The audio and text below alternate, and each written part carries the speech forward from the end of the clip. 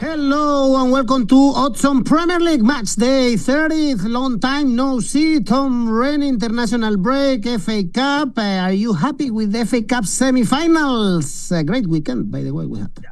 I mean, they were great ties. I really enjoyed the FA Cup. All the games I thought had something great about them, but it's a shame Man City are still in it. I've got to say, I'm sorry, Man City fans, but I really want one of the other teams to win it, and I think it's going to be you, and it annoys me. Well, Bournemouth were kicked out, and also a big party in Newcastle. In the last video, we were analyzing this Carabao Cup final. So big time for some clubs, for instance, Aston Villa, Newcastle, Nottm Forest. We are happy to see other clubs apart from the big six reigning in England. So guys, of course, stay with us. Press the like, subscribe. Let's go on now with the show.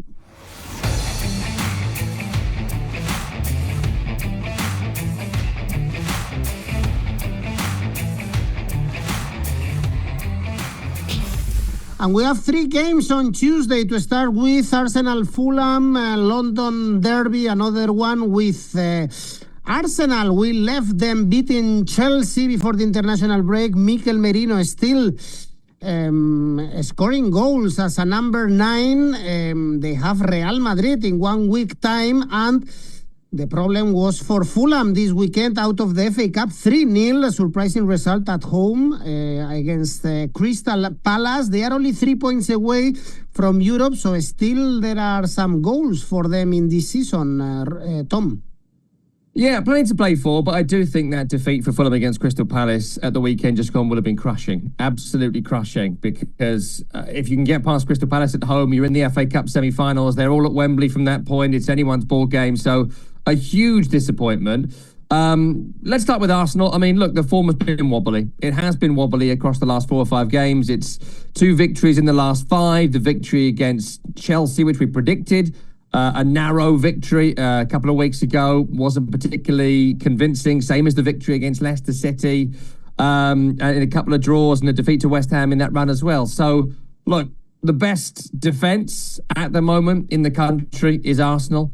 The best defence in the league this season is Arsenal. If they would have had Bukayo Saka all season and they had Victor Gyökeres, I think they'd be winning the Premier League this season. They don't, and so they won't. Theoretically, the race is still on. They would need to win every single game and hope for several Arsenal slip-ups, Liverpool slip-ups, and to beat Liverpool later in the season around the start of May. It's unlikely, but they've got to keep that pressure up. So it's a big game for Arsenal. The trouble is, as the trouble has been, there's no Saka, there's no 𝐬𝐭𝐴𝐧𝐧𝐞𝐜, there's no Havertz, and there's no one else really who can play there. I think Mikel Merino's done fine. I think he's done fine. But like, he's obviously not a striker. You know, I'm not creating anything new here.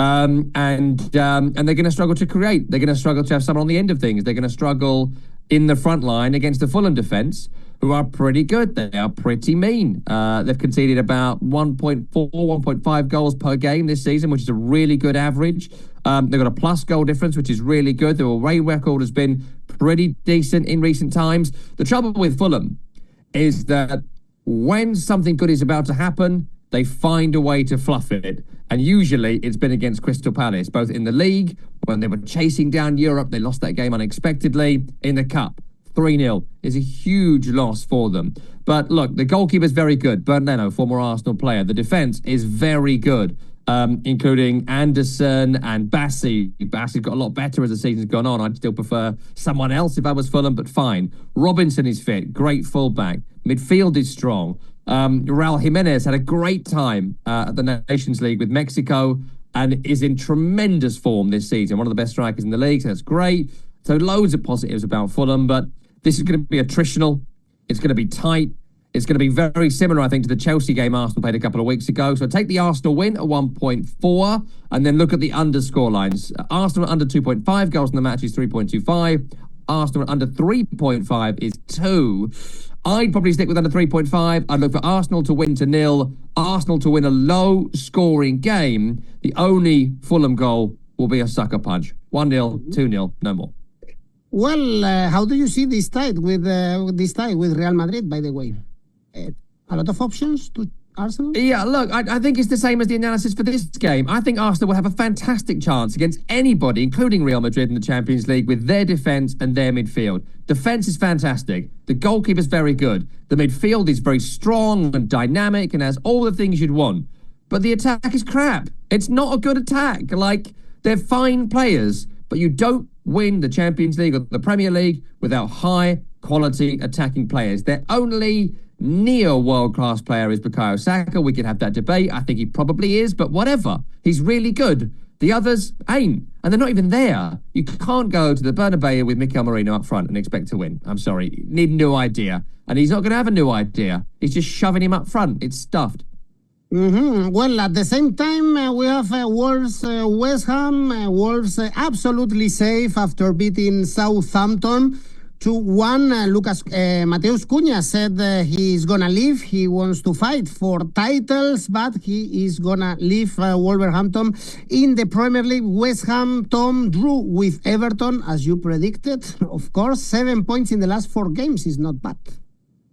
Yeah, look, I mean, let's start with Wolves and the Cunha thing. He was always going to go, right? Because they do need to keep selling players, Wolves, and he is a very marketable player. And obviously, he wants to play Champions League football or higher-end football, and he's more than good enough to do so. I don't know why he had to say anything, really, because everyone knows. And also, he signed that new contract to get a nice bump, and there's a release clause and all of that. So we all know this. So why he's got to say anything when it's already sort of been set, I don't know. But there you go. That's footballers.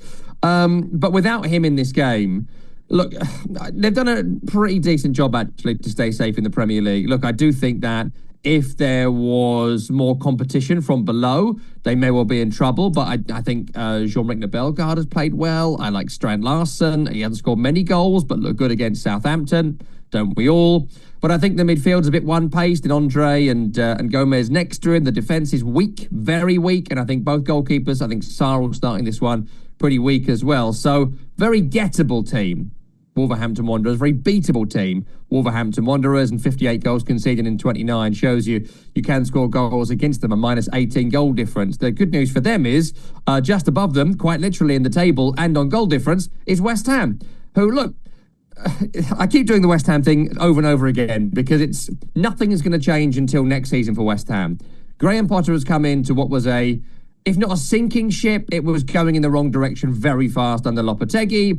And he's just said, look, let's get the points, which they've got now, and let's think about next season. He knows, Graham Potter, the defence isn't up to it. Beyond Max Kilman, former Wolves captain, I don't think any of them will be there next season. I'm surprised there's all this talk about 𝗏𝗏𝗏𝗏 staying. He's not suited to this league and he can't play 90 minutes. I don't know why you keep him, but whatever. The midfield, great to have Ward-Prowse back. I think he scored the winning goal in this game last season. But again, a midfield of Souček, Alvarez and Ward-Prowse, unbelievably one-paced. And Mohamed Kudus, I don't know what he's still doing there, to be honest. I think he wants the big money move to Saudi Arabia. I think they want him to make the big money move to Saudi Arabia. It just doesn't work. It doesn't work here. It doesn't work in this league. It doesn't work for this team. He's amazing at beating 6 people, but his decision-making is appalling. And I think West Ham next season, there'll be a balance of Bowen, 2 others, and they're different. For now, they're a tough watch, West Ham. A really, really tough watch. Is keep the ball and forget the attack. I think in the last game against Everton, their last shot on target was like the goal. And then after that, there were no further shots on target. They just don't create many chances. They're not particularly offensively minded. So, firstly, this game absolutely screams draw at 3.1. It screams 0-0 draw.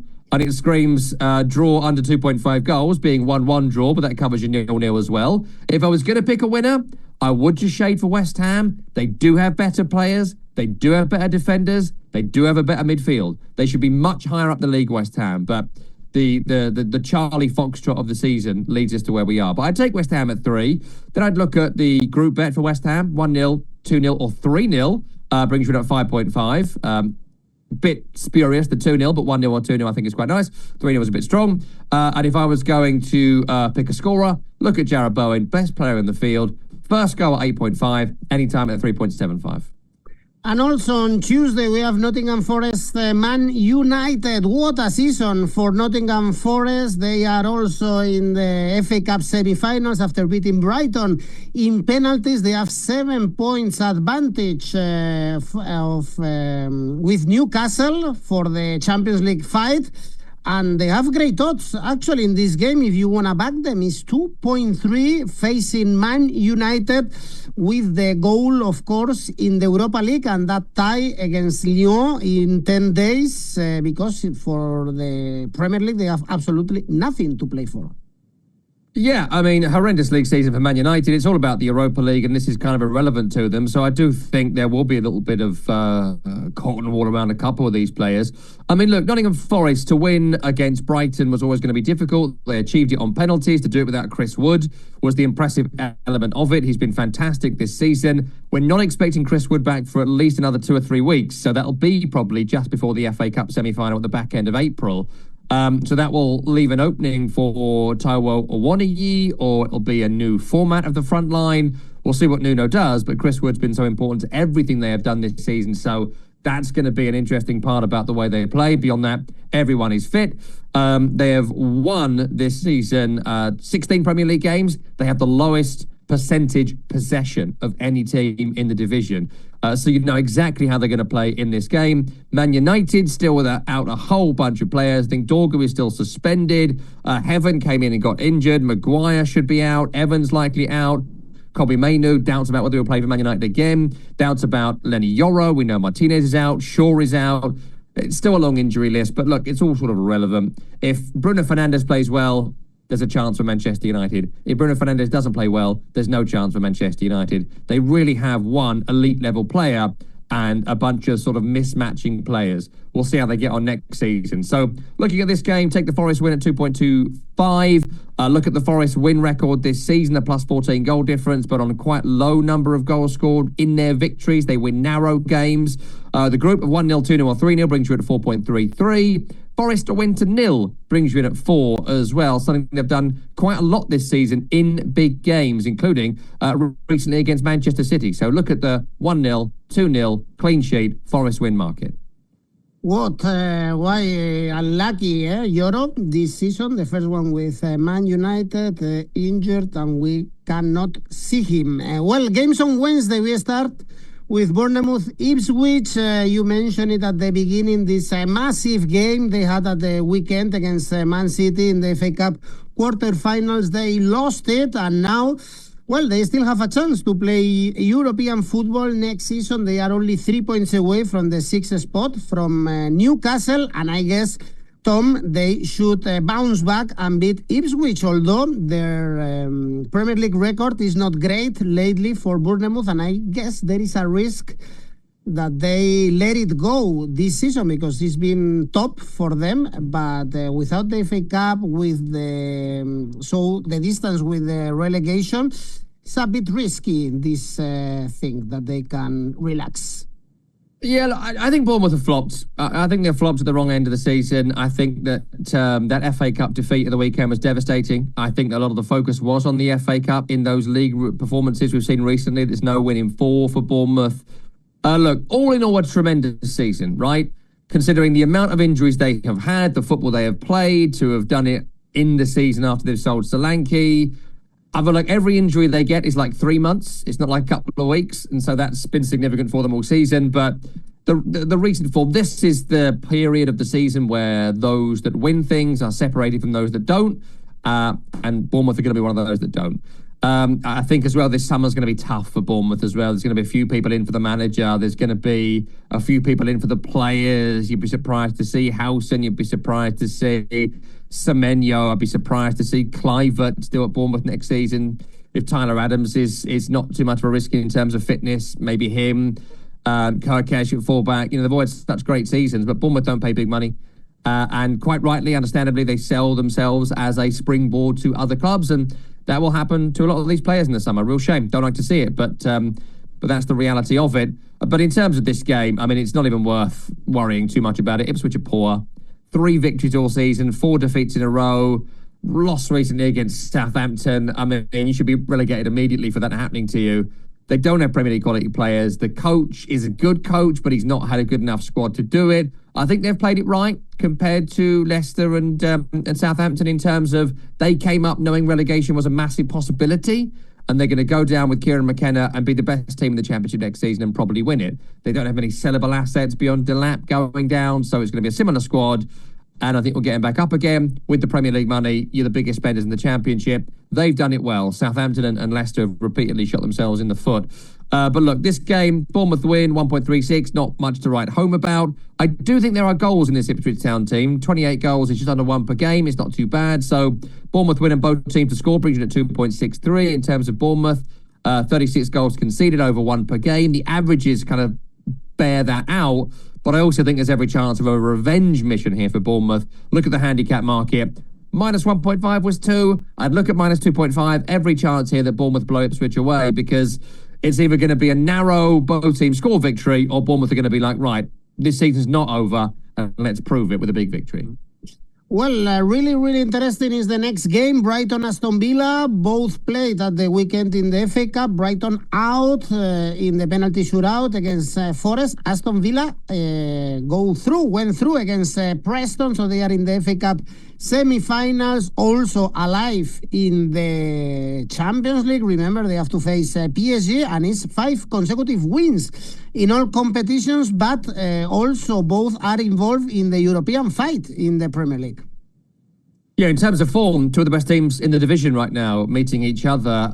Brighton, again, just a devastating defeat for them. Same as Bournemouth against Nottm Forest in the FA Cup. They would have fancied them to win this competition, and if they'd got through in that game, there's no one they couldn't beat. They can easily beat Forest. I know they thrashed them recently, Forest, but they're reasonably even, and they've got everything in the locker to beat them. But on the day, they didn't create enough chances, didn't take the chances when they came, and then losing on penalties. Absolutely devastating.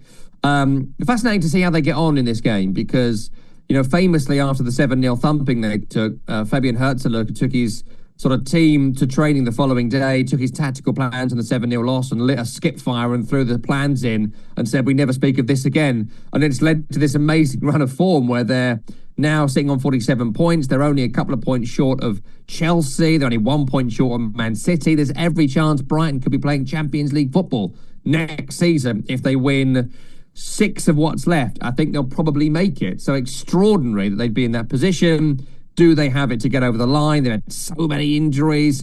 Igor is out. Milner's barely played this season. O'Reilly's barely played this season. Veltman could be missing for this one. Solly March has barely played this season. It's all about João Pedro, Danny Welbeck, Lewis Dunk, Adam Webster, and Carlos Baleba in midfield. That's the top quality players I think they've got, Brighton. If they're all on their game, every chance they could win this matchup. And of course, defensively, they've been pretty sound recently as well. Lots of 2-1 victories in there, and of course a couple of clean sheets against Chelsea. In terms of Aston Villa, you know, it's funny, my only doubt about them is that every time they've had a big game in like midweek, they have flopped at the weekend. Now they've had a big game at the weekend, will they flop in midweek? That's my only concern about them. Beyond that, in cup competitions, of course, Unai Emery is fantastic. In the league, they've been a bit wobbly for the reason I've just mentioned, but 1 defeat in 5 is pretty decent. The front line makes a lot of sense now. Marcus Rashford's been fantastic. Marco Asensio has been brilliant. Their link-up play has been one of the stories of the second half of this season. So love them going forward. And defensively, too, to have Pau Torres back fit in the group with Ezri Konsa and Tyrone Mings. They have a bit of rotation. They have a bit of depth. Loads to like about Forest. This is maybe the trickiest game of the weekend to call, or the midweek to call. Love draw at 3.75. Both teams score, and there's a draw. But draw on its own is 3.75. Brighton have drawn their last game. Villa, we mentioned, 2 draws in 5. Villa win at 3.1. I like that. But then I picked out 2 scores for you, and you can sort of work your way through this. It absolutely screams 2-1. One way or the other. It absolutely screams it. Villa have done that recently to Chelsea. Brighton done it recently to Fulham and to Bournemouth. 2-1 to the home team, 8.5. 2-1 to the away team is 12. Make variant to those bets. I wouldn't necessarily say correct score, but if you went correct score, it's going to be 2-1 if somebody wins it. Well, next game is Man City, Leicester City. Here is very difficult to find good bets. Probably Man City are going to destroy Leicester. Man City, 5th in the standings, so they need to win to qualify for the Champions League now, with the FA Cup, of course, as the main goal of the season and qualifying for the Champions League. Leicester City, all the stats are really negative. 7 consecutive defeats, and 6 of them without scoring. So it's pretty clear that the Asian handicap and Man City to win 2-0 are the options here, Tom, if you want to make some money? Yeah, look, let's not waste too much time here. Right, City are better than Leicester. Leicester are absolutely appalling. Defensively bad, offensively bad. Midfield is slow. The manager is uninspiring. There is no coaching staff. I mean, there's no chance of a Leicester victory here. I would put my mortgage on it, metaphorically, not literally. You know, my kids need shoes. I'm worried about that. But, like, City are going to win this game. There are some issues with Man City right now. Lots of defenders remain out. They do look liable to concede a goal, but some lovely things recently about Man City, including, you know, the form of 𝐬𝐵𝗲𝗄, who could be a real star in the Premier League next season. Looks fantastic. Erling Haaland scoring again, looking a bit lively. And, you know, the gradual phasing out of Kevin De Bruyne this season, I think, is going to be an interesting narrative over the next few weeks. I think they'll make top 5, and I think they're probably going to win the FA Cup. That's not a bad season in general. It's just a bad season for them. So, look, Man City win, 1.14. Man City handicaps, the first notable one is minus 2.5 at 2.38. I'd expect a 3-0 victory here. Feel free to go higher, maybe 4, maybe 5. But I did find Man City to win by exactly 3 goals is 5. And I just kind of like that, because how many times do you see Man City score that 3rd goal and be like, right, that do ya? Another game the weekend. Let's bring on some youth team players. Anyone ranking number 97 we can bring on? Yeah, bring them on. So exactly 3 goals. It's 3-0. It's 4-1. It's 5-2. Whatever. I like that. But look at the handicaps. 2, 3. Don't go wild, but it will be an easy win. Easy game, this one for Man City. Next one is Newcastle Brentford. They had a big party this weekend in Newcastle, celebrating the Carabao Cup, of course, a title after 40, 50 years. So it's time to celebrate. They are doing a great season, but also now they can focus in the league, because they are 6th and only 1 point away from the Champions League spots. And be careful, because Brentford are really in form, especially playing away. They've won the last 5 away games. You remember, Tom, at the beginning of the season, they were winning all the games at home and losing away, and now it's completely the opposite. Yeah, tricky game this. I mean, let's start with Newcastle. I think that the parade on whenever it was, the weekend, was absolutely fantastic. You know, I saw some people sort of saying, oh, you won the Carabao Cup. Well, yeah, there's only not much to win. So if you win something, celebrate it. What's wrong with you? Of course they should have celebrated it. My only disappointment is that I wasn't in Newcastle to have a Greggs sausage roll and a pint of brown ale to enjoy it. Looked fantastic being on the streets. Oh, treat yourself. But I just think that they're a great team. I was at Wembley last week, as you know, and they were the better team all the way through. They'd learned lessons from their previous cup final defeat. That midfield of Tonali, Bruno and Joe Linton is so good. Like, it has everything. If it works on the day, they have power, they have energy, but they also have defensive acumen, and they have a brilliant sort of technician in Bruno Guimaraes, who's able just to keep the ball and keep it moving. Creativity in there too. All 3 of them are just an excellent midfield. And if it works, they can beat anybody, including dominate Liverpool in a cup final, which is about as big a compliment as you can give. Alexander Isak's obviously fantastic. Scored the winning goal in that game, and you wouldn't put it past him here. He's absolutely fantastic. Defensively, there are some issues. No Sven Botman, Dan Burn. I know everyone loves Dan Burn, but he has got a couple of defensive issues, I think. And Fabian Schär sometimes gets a bit caught out. Nick Pope's not been great. So, look, a couple of issues there. Kieran Trippier's got to play. He's not been amazingly fit or good this season, but without Hall, they've had to shuffle things around, and Trippier's playing every game. Livramento on the other side. So, a few issues there. In terms of Brentford, you know, we do it a lot, right? They are better than the bottom half, and they are not as good as the top half. And they've proved that to us over and over and over again this season. They've got a couple of terrific players in terms of 𝐬𝐭𝐴𝐴 and Bryan Mbeumo moving forward in midfield. Christian Norgaard's an excellent captain and a great box-to-box central midfielder. When the defenders are back, Pinnock, 𝐻𝐿, Collins, very solid. But when they're not, there's no great depth in this squad. When they've got to change the game from the bench, we've seen Thomas Frank a couple of times this season, just do 5. Just do 5, change everything. And it doesn't quite work for them because the depth of squad isn't quite there. I mean, Thiago being missing for most of this season has been a bit of a blow for them too in terms of offensive rotation. So look, every chance of a Brentford win here, but I'll take Newcastle at 1.7. I think there's every chance both teams score. Found a nice group bet here of 2-1, 3-1 or 4-1 as a group at 4.33, which I thought was really nice. Every chance it's 1-1, goes to 2-1, and then there's a couple of late goals for Newcastle. So I like that. And then the Alexander Isak market. Every time Isak plays, he will be on my bet slip. Isak to score and Newcastle to win, 2.32. That's anytime goal scorer. Isak scores first and Newcastle win, 4.61. Nice. Well, next one is Southampton Crystal Palace. Crystal Palace to win. You have to look at these odds. It's 1.68 at the moment. Southampton 24 defeats this season. One of the worst teams probably in the history of the Premier League. Crystal Palace doing an amazing season. They are 12 in the standings as usual. 4 wins in the last 5 in the Premier League, and especially Tom in the FA Cup semi-finals after beating Fulham away 3-0. Yeah, the only notable thing I'll say about Southampton here is they haven't got the 11 points yet. And until they get the 11 points, they're on course to be the worst team in Premier League history. That's what 𝗛𝗵𝐿 got back in 2006-07. They are still going to be one of the 2 or 3 worst sides ever in Premier League history.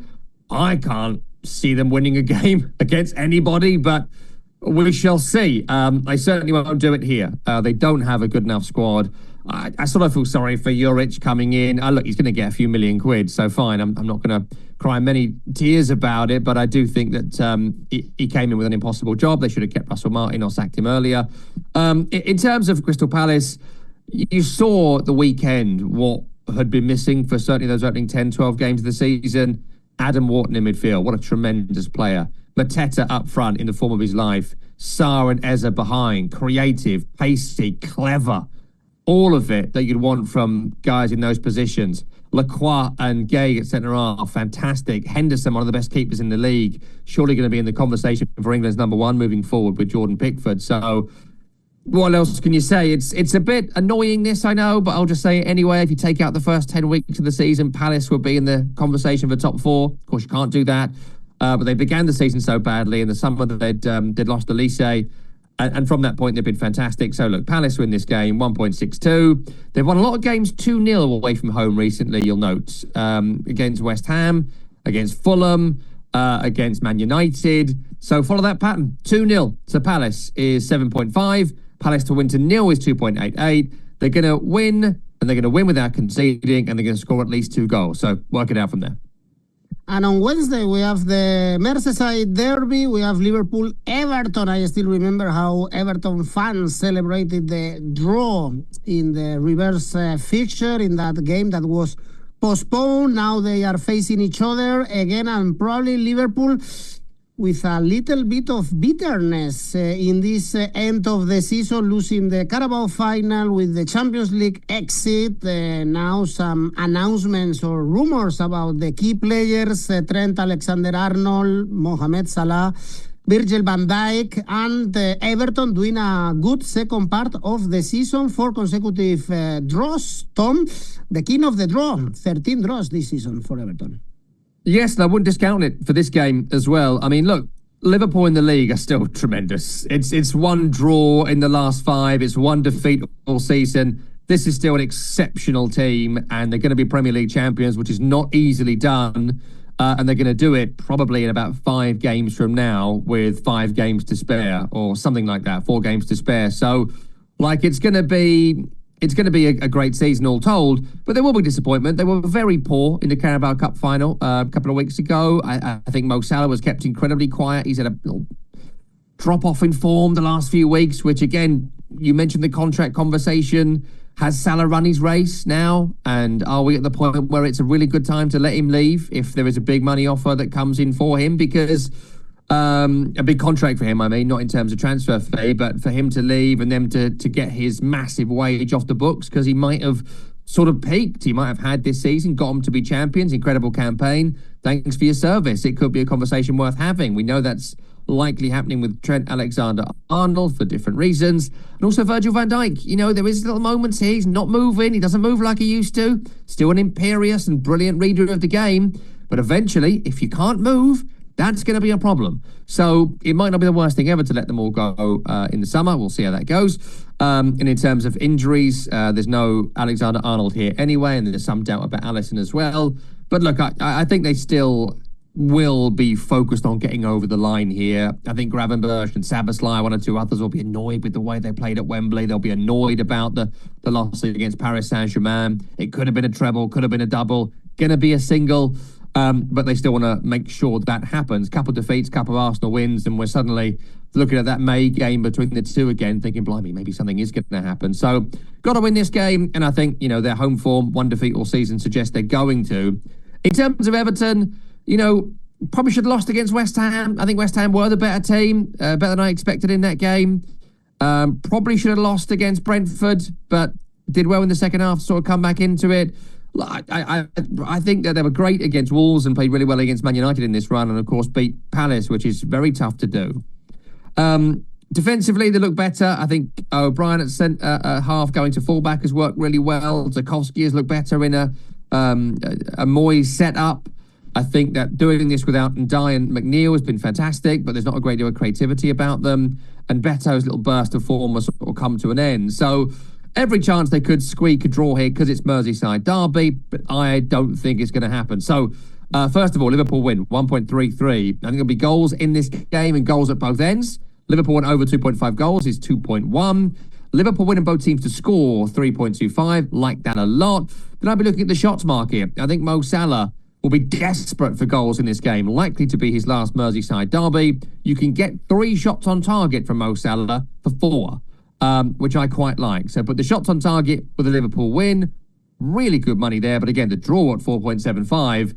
Anything can happen in a derby. Happened a couple of weeks ago. Why not again? Just throw that in there as well. And the last game on Thursday, we have Chelsea-Tottenham. Chelsea 4th and fighting for the Champions League spots, despite losing to Arsenal in the last game. But both clubs are also thinking in Europe is their chance to touch silverware this season. Chelsea in the conference, Tottenham in the Europa League against Frankfurt. For sure, Tottenham have absolutely nothing to do with the Premier League this season. They've been gone for a while. That's why Chelsea are so favourites for this game. And as well, it's underreported by me and by a lot of people, great at home all season. Tremendous at home, Chelsea. You don't think so because the wins have not been spectacular. 2 defeats in 14, 8 victories. Really good. It's a really, really good record. I know they've had a little bit of a rough time of late in terms of performance, but they go behind in games against West Ham. They win it. They have tough opponents at home. They win it. It's really difficult to win at Stamford Bridge, and full credit to 𝐬𝐭𝐸𝐺 Maresca for achieving that.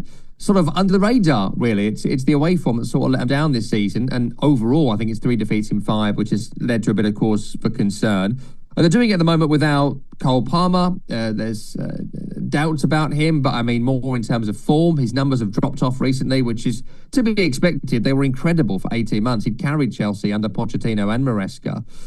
Nicholas Jackson may well make a comeback here, but without him, they've struggled. They don't have that central force. I know there's some press about, look, Wesley Fofana is back now, so they're going to be able to defend. He's not great, Wesley Fofana. 2 massive long-term injuries too, so I don't see that. So I still think defensive issues there. And of course, Robert Sanchez in goal is a howler waiting to happen. So things to solve for Chelsea. But I think the Conference League will won at a canter, and I think they will finish top 5. All in all, pretty successful season. In terms of Tottenham, wow. I mean, what do you say about them at this point? They are capable of spectacular performances and spectacular goals, but I thought their performance against Fulham was nothing short of pitiful. And I think the moment they get knocked out of the Europa League, they'll say bye to 𝐵nj Postecoglou, who has mismanaged this league season horrendously. When he lost all the players, he made no concession for it, and they went on that terrible run, which has led them to where they are. But it's all about the Europa League. If they win that, no one's going to give a damn about what happened in the Premier League. I don't see them winning here. Some doubts about whether I would play Romero and Van de Ven, considering how little football they had played and how important it is they're available for next week in the Europa League. So we will see how fit they are. Of course, Romero travelled away with Argentina as well, so we'll see. And offensively, Son has not quite done it. There's doubts about Kulusevski. And then 𝗀𝗏, sort of pointless signing, really. He's offered sort of nothing. Solanke is fit, so if fit, he will start. Richarlison been injured all season. What a bust he has been at Tottenham.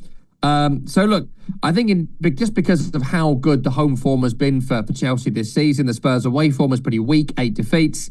Got to look at that as the overriding narrative. Chelsea win, 1.62. Chelsea win, both teams to score, 2.63. Both teams have got kind of evens, home and away, goals and conceded, scored and conceded. Chelsea 2-1 is 8 and a draw at 4.3. I think you're looking at a narrow, squeaky Chelsea victory with both teams scoring. Well, Tottenham are the third favourites to win the Europa League behind Athletic and Man United. And they have, as I said before, Eintracht Frankfurt, but this is in 10 days' time. It's going to be much easier for Chelsea to win the conference. Well, this is it, guys. Remember that we have our tipster competitions going on. We are starting the new month of April, and you can participate in our monthly competition or even in the Premier League one, or even in Rivals, and create your own tipster competition. Tom Rennie, let's go with your safe bet. Safe bet has to be Manchester City beating Leicester City. Feel free to look at the handicap market here, but a big win for Man City against Leicester. And the ACCA? 3-team ACCA. I've won the last 3 or 4 ACCAs. I'm really happy with the run I'm on at the moment. So clearly favourites are winning games again. It's Arsenal to win against Fulham, Nottm Forest to pick up victory against Manchester United, and Liverpool to win the Merseyside derby against Everton, comes in at 4.2.